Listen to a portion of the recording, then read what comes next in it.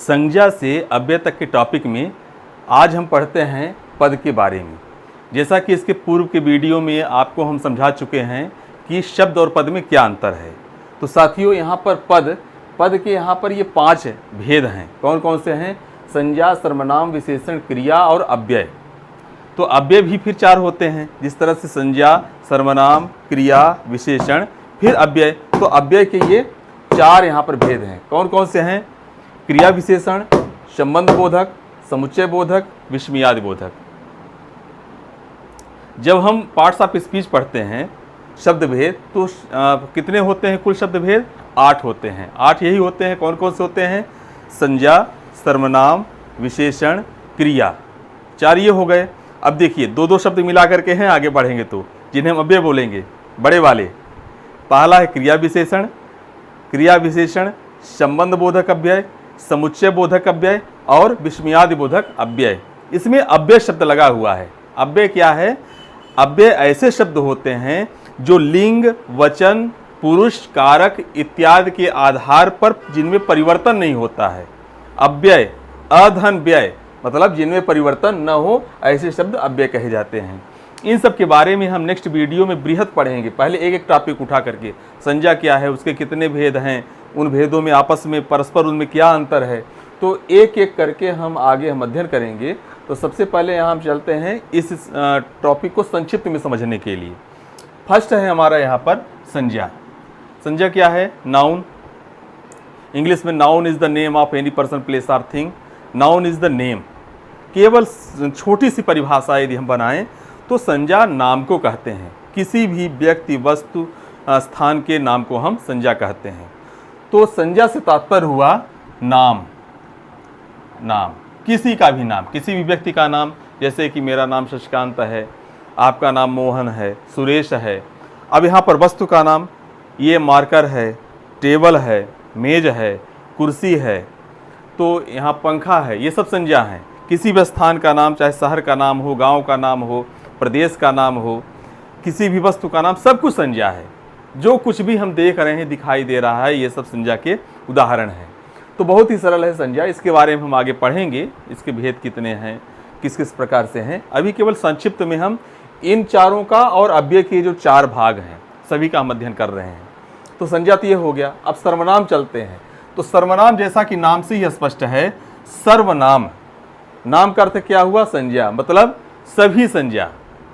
सर्वनाम है ना, सर्वधन नाम। सर्वनाम 2 शब्दों से बना है, सर्वधन नाम। तो नाम क्या है? संज्ञा। तो सभी संज्ञाओं को सर्वनाम मतलब के बदले जो शब्द प्रयोग किए जाते हैं उन्हें हम सर्वनाम कहते हैं। Pronoun is the name of, pronoun is used instead of a noun. तब प्रोनाउन संज्ञा के बदले प्रयोग किए जाते हैं। तो सर्वनाम सभी संज्ञाओं। अब इसका सर्वनाम मतलब वो सभी के नाम होते हैं। शब्द पर जाइए, लिखा है सर्वनाम, ये सभी के नाम होते हैं। जैसे राम बोलता है अपने लिए मैं, तो मोहन भी अपने लिए मैं बोलेगा।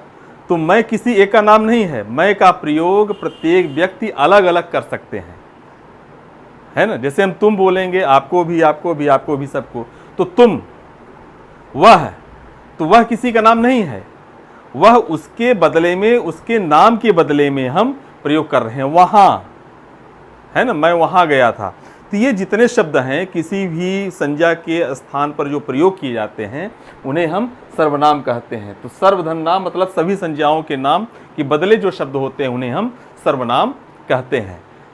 इसके बारे में विस्तृत पढ़ेंगे। अभी हम केवल संक्षिप्त चल रहे हैं। ये हमारे जो नाम हैं, तो इनका कॉन्सेप्ट क्लियर हो जाए कि एक परिभाषा क्या है और कुछ उदाहरण दे करके ये है क्या, इतना हम समझ लें अभी पद के अंतर्गत। एक साथ फिर पढ़ने से याद भी नहीं होगा और टॉपिक लंबा हो जाएगा। तो पहले आप इसको संक्षिप्त में समझ लीजिए, फिर हम एक एक टॉपिक करके चलेंगे। संज्ञा के बारे में विस्तृत पढ़ेंगे, सर्वनाम विस्तृत पढ़ेंगे, विशेषण विस्तृत पढ़ेंगे, सब अलग अलग ढंग से। अब यह है विशेषण, एडजेक्टिव इसे इंग्लिश में बोलते हैं। विशेषण किसे कहते हैं? विशेषण ऐसे शब्द होते हैं जो संज्ञा और सर्वनाम की विशेषता को बताते हैं। ध्यान दीजिएगा, इनके पहले जो 2 हैं, संज्ञा है और सर्वनाम, इन दोनों की विशेषता को बताते हैं विशेषण। विशेषण ऐसे शब्द हैं जो संज्ञा और सर्वनाम की विशेषता को बताते हैं। बहुत ही सरल परिभाषा है, सिंपल सी। उदाहरण कैसे है, जैसे राम अच्छा लड़का है ना। तो यहाँ पर राम की विशेषता हुई वह अच्छा है, तब लड़का कैसा है, अच्छा है। तो कुछ जितने हमारे इस तरह से शब्द हैं जो संज्ञा और सर्वनाम की विशेषता, जैसे सर्वनाम ही लिखे हों, तुम अच्छे हो, है ना। तो यहाँ पर ये हो गया हमारा विशेषण। क्रिया, वर्ब। क्रिया क्या है? क्रिया ऐसे शब्द हैं, किसी काम का करना या होना पाया जाए उसे हम क्रिया कहते हैं, वर्ब कहते हैं। जैसे राम जाता है, वह आता है, सोहन नहाता है, मोहन लिखता है। तो ये लिखता, गाता, गाना, ये जो इसका जो मूल रूप है उसके अंत में ना आता है क्रिया के। जैसे गाना, सोना, टहलना, उठना, पढ़ना, लिखना इत्यादि, इस तरह से सभी के अंत में ना आ रहा है। लेकिन नाना मान लीजिए कह देते हैं, है ना। तो बिना समझे से मत बोले, नहाना मतलब कोई क्रिया नहीं है, यह एक संज्ञा हो जाएगा वहाँ पर। तो आप अच्छी तरह समझ गए होंगे क्रिया क्या है ना। जो काम को करते हैं हम, करना है होना पाया जाता है, उसे हम क्रिया कहते हैं। मैं लिखता हूँ, मैं पढ़ाता हूँ, तो पढ़ाना यहाँ पर क्रिया हो गई। अब आते हैं यहाँ पर अव्यय। अव्यय देखिए, इसके 4 यहाँ पर भेद हैं। क्रिया विशेषण, एडवर्ब, संबंध बोधक अव्यय, प्रीपोजिशन, समुच्चय बोधक अव्यय, कंजक्शन, विस्मयादि बोधक अव्यय, इंटरजेक्शन। तो फर्स्ट है क्रिया विशेषण, एडवर्ब। क्रिया विशेषण किसे कहते हैं? क्रिया विशेषण ऐसे शब्द होते हैं जो क्रिया की विशेषता को बताते हैं। जैसे उदाहरण से आप समझते हैं, राम तेज दौड़ता है। राम हमारा संज्ञा हुआ, दौड़ता यहाँ क्रिया है, दौड़ना। अब इस क्रिया की विशेषता को तेज शब्द बता रहा है, तो तेज हमारा शब्द हो गया क्रिया विशेषण। तो क्रिया विशेषण ऐसे शब्द होते हैं जो क्रिया की विशेषता को बताते हैं, उन्हें हम एडवर्ब बोलते हैं। संबंध बोधक, प्रीपोजिशन। प्रीपोजिशन क्या है? संज्ञा के बाद जिस शब्दों का प्रयोग किया जाता है और वे शब्द वाक्य के दूसरे शब्दों से संबंध स्थापित कराता है, उसे हम संबंध बोधक अव्यय कहते हैं। प्रीपोजिशन, प्रीपोजिशन है ना, इंग्लिश में भी है प्रीपोजिशन। संबंध बोधक मतलब जैसे नाम से ही स्पष्ट है, बहुत ही सरल है। संबंध बोधक, संबंध का बोध कराने वाले शब्द संबंध बोधक अव्यय कहे जाते हैं। अब संबंध किसका? संज्ञा के साथ जो उसका संज्ञा रहेगा उसके बाद ये शब्द प्रयोग किए जाते हैं। वाक्य के अन्य जो दूसरे शब्द होते हैं उनके बीच में परस्पर जो संबंध स्थापित कराते हैं। जैसे हम बोलें कि यह अभ्यास पुस्तिका मेज पर रखी है। अब मेज पर, तो यहाँ पर जो पर शब्द आया तो हमारा संबंध बोधक है, प्रीपोजिशन है। इसका विस्तृत हम पढ़ेंगे आगे चल करके। आगे हम आते हैं समुच्चय बोधक, कंजक्शन। समुच्चय नाम से स्पष्ट हो रहा है कि जो समुच्चय बनाएं, ऐसे बोध कराएं। जंक्शन, जंक्शन आप सुने हैं ना, जंक्शन क्या है? जंक्शन किसे कहते हैं? जहां चारों दिशाओं से आकर के रेलगाड़ी एक जगह पर ऐसे एकत्रित होती हैं, मिलती हैं, जंक्शन कहा जाता है। तो वही है कि जोड़ने वाला, है ना, जहाँ पर सभी ट्रेन याद कराने के लिए एक फार्मूला है, ट्रिक है। इस तरह से आपको मतलब ऐसे याद करें कि कंजक्शन आ गया तो क्या होगा, कैसे होगा, तो जंक्शन से जोड़ दीजिए कंजक्शन, तो अच्छी तरह से कॉन्सेप्ट क्लियर होगा।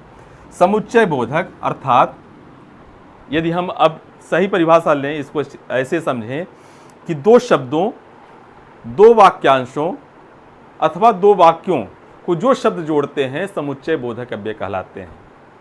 और, या, अथवा, लेकिन, किंतु, परंतु इत्यादि ऐसे कई ऐसे बीच बीच में शब्द लगते हैं। शब्दों, वाक्यांशों और वाक्यों, शब्दों को या वाक्यांशों को या वाक्यों को जोड़ते हैं, उन्हें हम समुच्चय बोधक अव्यय कहते हैं। फोर्थ है अव्यय के अंतर्गत विस्मयादि बोधक अव्यय, इंटरजेक्शन। देखिए विस्मयादि बोधक, विस्मय, विस्मय धन आदि से बना है विस्मयादि, है ना। यदि इसको हम संधि विच्छेद करते हैं तो विस्मय धन आदि से मिलकर के बना विस्मयादि। तो विस्मय का अर्थ क्या होगा? विस्मय का अर्थ है आश्चर्य। आश्चर्य इत्यादि पैदा करने वाले, बोध कराने वाले शब्द को हम इंटरजेक्शन कहते हैं। अब हर्ष से, शोक से, घृणा से ऐसे कुछ शब्द निकलते हैं, आश्चर्यचकित हो जाते हैं। तो जैसे मान लीजिए कि अकस्मात हम बोले अरे, खुशी से हम किसी की प्रशंसा कर रहे हैं, क्रिकेट गेम चल रहा है, अरे वाह हुर्रा, बहुत अच्छा उसने छक्का मारा, है ना, ओह, दुख प्रकट करने के लिए। तो कुछ ऐसे शब्द हैं कि अकस्मात निकलते हैं, चाहे हर्ष से, खुशी से हो, चाहे दुख से हो, तो घृणा से हो, छी छी, ऐसे शब्द निकल जाते हैं। छी, मतलब अकस्मात जैसे हम चाह रहे हैं और घृणा वाला दृश्य आ गया तो हमारे मुंह से जो निकल गए। हम एकाएक कोई न्यूज़ सुन लिए किसी बच्चे के बारे में, उसकी सफलता के बारे में, कोई भी ऐसे समाचार सुनाई दे, हम बहुत खुशहाली व्यक्त करें, हमारे मुंह से निकल जाए है ना, इस तरह से। तो ये शब्द हम क्या होते हैं, विस्मयादि बोधक होते हैं। यदि हम दुख वाले शब्द सुन लें, किसी की मृत्यु हो जाए तो अकस्मात अरे, ऐसे शब्द जो निकलते हैं, तो इस तरह से ये शब्द हमारे क्या होते हैं, विस्मयादि बोधक होते हैं, इंटरजेक्शन होते हैं। तो साथियों, आज हम पद के बारे में पढ़े, एक बार इसको हम दोहरा लेते हैं संक्षिप्त तौर पर। देखिए बिल्कुल क्लियर है। पद के अगर सामान्यतः पूछा जाए, प्रश्न आते हैं कितने भेद होते हैं, 5 भेद होते हैं। तो 4 तो हमारे ये हो गए, संज्ञा, सर्वनाम, विशेषण, क्रिया, और ये हमारा अव्यय। संज्ञा, सर्वनाम, विशेषण, क्रिया, अव्यय। इसको इस तरह से याद करेंगे, बहुत जल्दी याद होगा। पद के कितने भेद होंगे, 5 भेद होंगे, संज्ञा, सर्वनाम, विशेषण, क्रिया, अव्यय। अब अव्यय के कितने भेद होते हैं, फिर इसके 4 होते हैं। कौन कौन से, अभी बड़े बड़े 2-2 शब्द मिलकर बने होते हैं, 3-3 शब्द हो जाते हैं। क्रिया विशेषण, संबंध बोधक अव्यय, समुच्चय बोधक अव्यय और विस्मयादि बोधक अव्यय। और सभी का संक्षिप्त हम यहाँ पर अभी जानकारी प्राप्त किए हैं। आपको कोई भी कन्फ्यूज़न हो, समझ में ना आया हो, तो कमेंट बॉक्स में लिखिए। यदि आप फेसबुक में इस वीडियो को देख रहे हैं तो पेज को लाइक कीजिए, फॉलो कीजिए। यूट्यूब पर देख रहे हैं तो लाइक कीजिए, शेयर कीजिए, चैनल को सब्सक्राइब कीजिए। अगले वीडियो में हम मिलते हैं संज्ञा को लेकर के, सभी के बारे में विस्तृत। पहला एक हमारा वीडियो रहेगा पूरा संज्ञा के बारे में, उसकी परिभाषा, उदाहरण, भेद और आपस में परस्पर कुछ भी उसमें जो अंतर आते हैं, परीक्षा की दृष्टि से कैसे कैसे कौन कौन से शब्द पूछे जाते हैं। फिर इसी तरह से सर्वनाम के बारे में आएगा, विशेषण के बारे में, मतलब कुल मिलाकर के सब टॉपिक के बारे में अलग अलग हम विस्तृत रूप से वीडियो बना करके समझाने का आपको प्रयास करते हैं। तो मिलते हैं नेक्स्ट वीडियो में फिर इसके साथ।